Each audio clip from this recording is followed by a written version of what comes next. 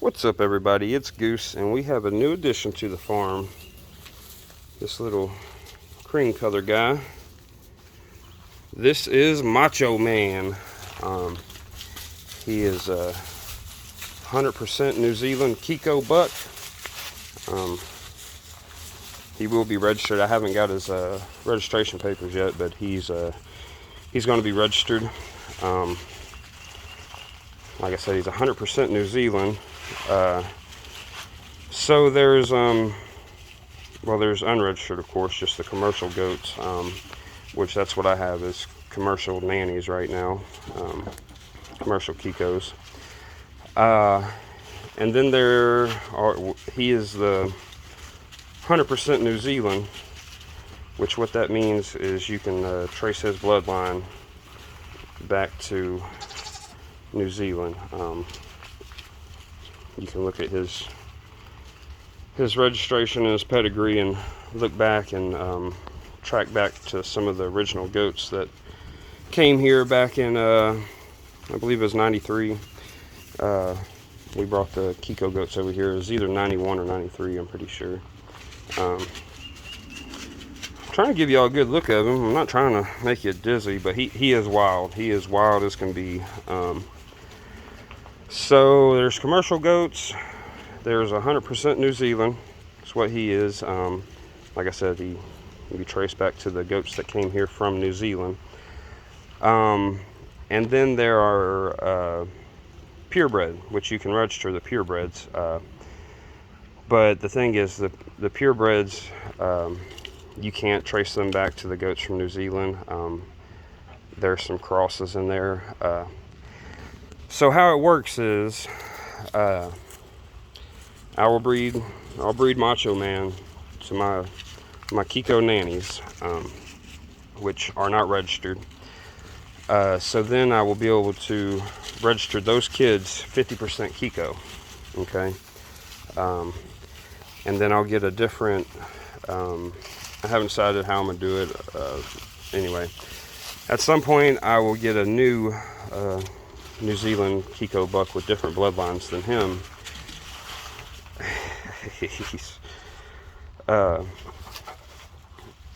And then I'll breed that new buck to his kids, which would be 50% kiko. So when I breed to the kids that are 50% kiko, the next generation will be 75% kiko.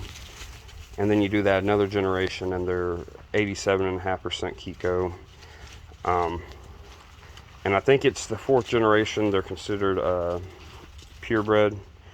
So basically I'll be breeding one of these registered New Zealand bucks to my goat herd for 4 generations. So here in 4 years, all the goats that I keep and I breed up will be able to be registered as a purebred kiko.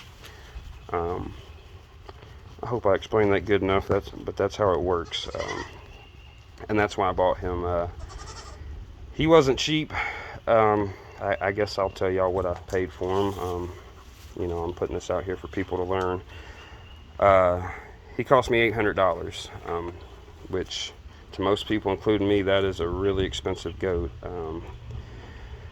But I paid that because he's going to make my goats worth more money, and the longer I do it and the better I get at it, maybe one day I'll even have goats worth more money than him. His mom, she just sold at auction, which I say sold. The guy I bought him from bought his mom at a registered kiko goat auction, and she was the high selling goat there. She sold for $5,400. Which I'm not sure what his dad is worth. I'm gonna quit even trying to follow him. I don't know what his dad is worth, but I know that he also has another one of his bucks. It's like a $12,000 or $15,000 goat. And these aren't just people are saying that's what it's worth. No, when I say it's a $12,000 or $15,000 goat, I mean that's what he paid for it. So I know it's crazy. It's hard to believe. It took me a few years to wrap my mind around it. But this is the direction I'm going to go because I only have 5.5 acres right now. Well, I have some borrow land I can use, but I don't have a lot of land, and I pretty much have all the goats that I can carry for the most part. So now all I can do is just add value to my goat herd, and that's what he's going to do for me. He's going to make all my kids worth more money. So yeah, this is Macho Man. I named him. There's always themes for these kiko bucks. I noticed looking through the names, and all of them are pretty cool names. So I picked the theme old school wrestlers because I didn't see anybody using it, and there's some good names. He's going to be Macho Man, and don't any of y'all steal it. But I believe the next one's going to be Ultimate Warrior. I was never much of a wrestling fan. I used to watch it a little bit with my dad when I was a kid, but my dad was a wrestling fan, so that kind of influenced that. I think he'd get a kick out of my goats being named Macho Man and Ultimate Warrior. But yeah, I chose that name, and hey, we can talk to him. Oh yeah. Once he gets used to me, it's going to be his theme, because he is the Macho Man. But I'm really happy with him. Oh, and one thing I haven't went over, well, two things. Let me go ahead. He came from Rocky Hill Kikos. That's the farm name where he came from. Rocky Hill Kikos. He's here in Murfreesboro, luckily.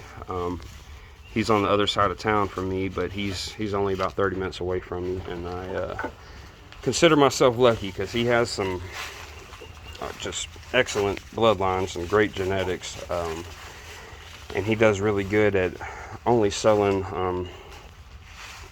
quality goats. If any of his goats aren't performing, they get sent to the sale barn to go to the meat market. His name's Brian Graves, Rocky Hill Kikos. It's in Walter Hill, Murfreesboro, Tennessee. But if you're looking for some nice, some good Kikos registered, go holler at Brian. He has a website, Rocky Hill Kikos. But he's raising some really good goats. He's a really nice guy. He's a good guy to do business with. He's got a beautiful farm, but yeah, if you want some real quality registered Kikos, go holler at him. I'm still a newbie, but I've done some research and I've read around and looked around, and as far as I can tell, Brian he has probably the best genetics in Tennessee. He has some really quality goats. And a big thing with these Kikos is their 90-day weaning weight, which that's how much does that goat weigh in 90 days, because people want to get them to market weight as fast as possible. So I think he was a twin. I'm pretty sure he's a twin. He might have been a triplet. But anyway, at 90 days, he weighed 55 pounds. So that's, for a goat, that's pretty amazing. I mean, that is some good growth on him. And he's a meaty guy. He's a good looking goat. But he does have much forage out here. I've been putting alfalfa. I'm feeding him alfalfa while he's in the small pen because he doesn't have much to eat. And the reason he's in this pen is because he is not trained to hot wire. I made a video about this pen a few weeks ago. I built this pen for him basically. So Brian, he has all woven wire fence, and that's what his goats are used to and ran in, just regular fence. So they're not trained to hot wire. So as you can see, all this fence inside of this pen has hot wire on it. So he'll stay in here for about a week until he's good and trained to it. He's already been in here like 2.5 days now. So he's already got shocked. He is a little trained to it, but I want I want to make sure he really respects it before I let him out. But here in a few days, I will be letting him out of this pen, and him and his buddy will have free range of this whole field over here. Which brings me to his buddy. I need to hurry up. I done rambled too long. Okay. So when I brought him here, I brought this buck over here with him, which is my fainting buck. He's 2.5 years old, so he is mature. I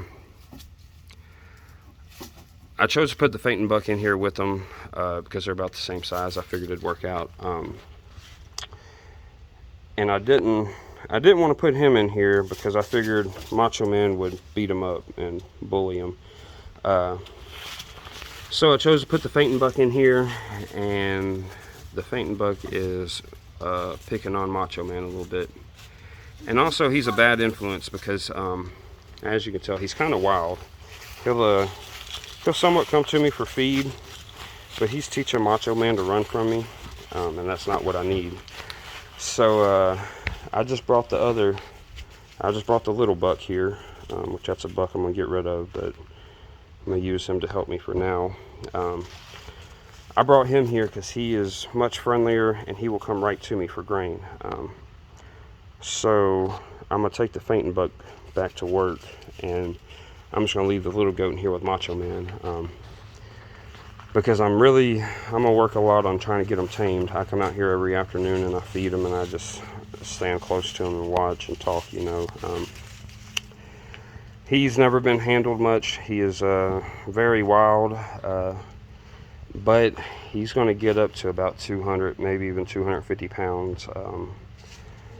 So there's a good chance this goat might outweigh me one day. And he's going to stink. Billy goats stink. So I want to get him as friendly as possible so I can handle him, and I don't have to fight him or get help to take care of him or nothing, or, you know, put him in a catch pen. My goal will be to get him so friendly he'll just walk up to me, and we'll see how that goes. I've done it before, but all goats are a little different. Some of them are just wild, but I think I'll get them come around. I'll come out here every day, and I'll give them grain and give them some animal crackers, and hopefully we'll be buddies here soon. But I'll give y'all an update on him. I'm gonna go ahead and wrap this up because I rambled for a little too long. But I did want to explain the kikos a little bit because as far as I know, most of the people that follow my channel aren't really into kikos. Y'all are just into goats and farming, which is kind of a guess. But yeah, that's kind of how the kikos work, and that's the direction I'm going. So thanks for watching the video. Please like and subscribe, and I'll see y'all later. Goose out.